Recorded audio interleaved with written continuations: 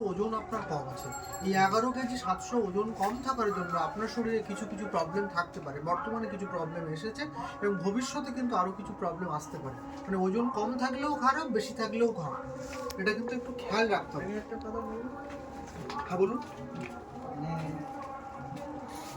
প্রায় 1983 থেকে হয়েছিল, 83 থেকে সেখান থেকেই 43 থেকে 45 এর মধ্যে কিন্তু আপনার হ্যাঁ সেটা হতে পারে, কিন্তু আপনার যে হাইট, সেই হাইট অনুযায়ী আপনার ওজনটা একটু কম আছে।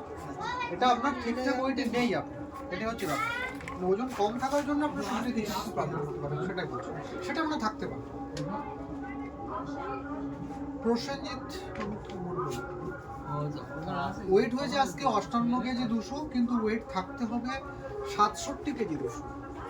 ওজন কিন্তু কম আছে, 9 কেজি ওজন কম আছে।